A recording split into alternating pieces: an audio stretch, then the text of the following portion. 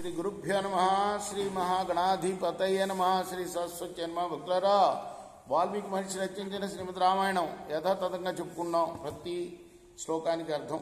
ఇందులో భాగంగా నిన్నటి వరకు మనం బాల అయోధ్యారణ్య కిష్కింధ సుందర కాండలు పూర్తి చేసాం.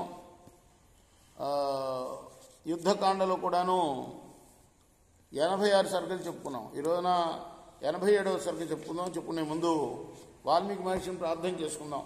కూజంతం రామ రామేతి మధురం మధురాక్షరం ఆరుహ్య కవితా శాఖాం వందే వాల్మీకి కోకిలం.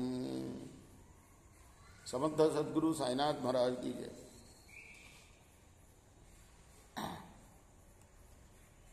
లక్ష్మణుడిని వెంటబెట్టుకొని విభీషణుడు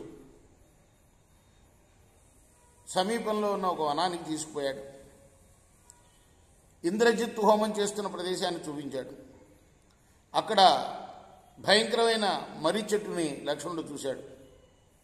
అప్పుడు విభీషణుడు, లక్ష్మణ, ఆ ఇంద్రజిత్తు ఆ మర్రి చెట్టు దగ్గర భూతబలి ఇచ్చి యుద్ధానికి బయలుదేరతాడు. అప్పుడు వాడు సమస్త భూతకోటికి కూడా అదృశ్యుడైపోయి తీక్షణ బాణాలని వదిలి శత్రువులను బంధించేస్తాడు. వాడు ఆ మర్రి చెట్టు దగ్గరికి కనుక వచ్చినట్టయితే వాళ్లే జయించడం అనేది ఖాయం. అందువల్ల వాడు మళ్ళీ ఆ మర్రి చెట్టు దగ్గరికి వచ్చే లోపలే నువ్వు వాడి రథాన్ని, సారథిని, గుర్రాలని నీ తీక్షణ బాణాలతో నాశనం చేయాలి అని చెప్పాడు.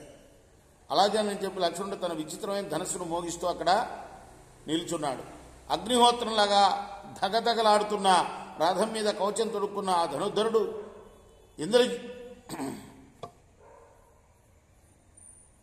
ధనుర్ధరుడికి ఇంద్రజిత్తు ప్రత్యక్షమయ్యాడు. పౌలస్య మహర్షి వంశంలో పుట్టిన అపరాజితుని ఇంద్రజిత్తుని, ఆ మహాపరాక్రమంతుని చూచి, రాక్షసురా, నువ్వు మాయమైపోకుండా నాతో పోరాడు, నిన్ను నేను యుద్ధానికి ఆహ్వానిస్తున్నాను అన్నాడు లక్ష్మణుడు.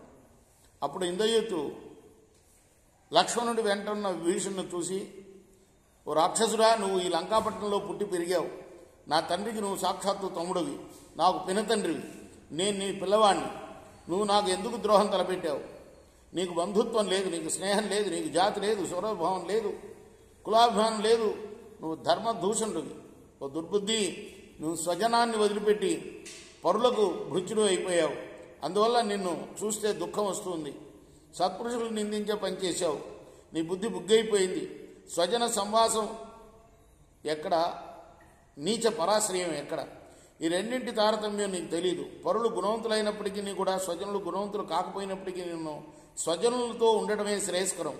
ఎంత గుణవంతులైనప్పటికీ నీ పరుడు పరుడే. స్వజనాన్ని వదిలిపెట్టి శత్రువులను ఆశ్రయించిన వాడి చేతనే వాళ్లను నాశనం చేసి వేయడానికి శత్రువులు ఉపయోగించుకుంటారు. ఆ తర్వాత వాడిని కూడా నాశనం చేస్తారు. ఇది లోకధర్మం. ఓ నిశాచరుడా, నువ్వు రావణుడి తమ్ముడివి, నువ్వు నిర్దయుడివి. నా హోమం చెడగొట్టడానికి లక్ష్మణుని తీసుకుని వచ్చావు. ఇది నువ్వు చేయవలసిన పని కాదు అన్నాడు. ఆ మాటలకి, ఓరి దుర్మార్గుడా, నా శీలం ఎరగని వాడి వలె ఎందుకు పేలుతావు? నేను నీ పినతండ్రిని అనే గౌరవం వల్ల అయినా నువ్వు నాతో పరుషంగా మాట్లాడకూడదు. నేను క్రూరకర్ములైన రాక్షసుల వంశంలో పుట్టినప్పటికీ నా శీలం రాక్షస సంబంధమైంది కాదు. గుణప్రధానం కానీ నా కులం ప్రధానం కాదు. నేను క్రూరకర్మలకి ఒడిగట్టను, అధర్మాన్ని ఒప్పను. తన శీలం వేరు అయినప్పటికీ మా అన్నను రావణుని నేను మన్నించాను. కానీ వాడు తప్పు చేసి అది నేను తెలియ చెప్పితే నన్ను ఎందుకు నిరసించాడు?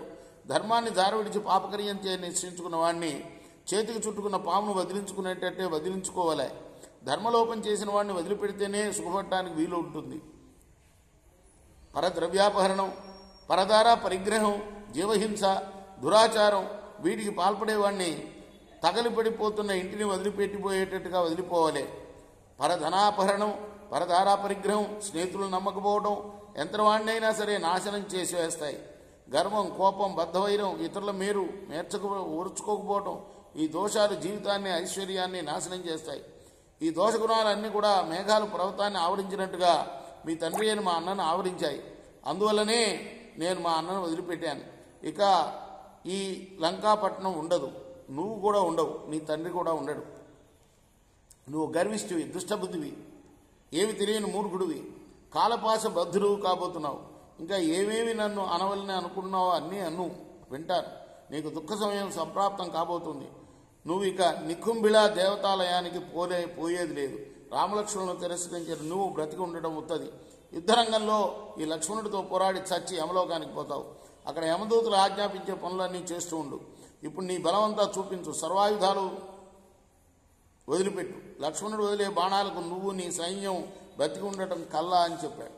ఇది 87వ సర్గ. రేపు 88వ సర్గ చెప్పుకుందాం. కృష్ణార్పణమస్తు. సాయి కృష్ణార్పణమస్తు.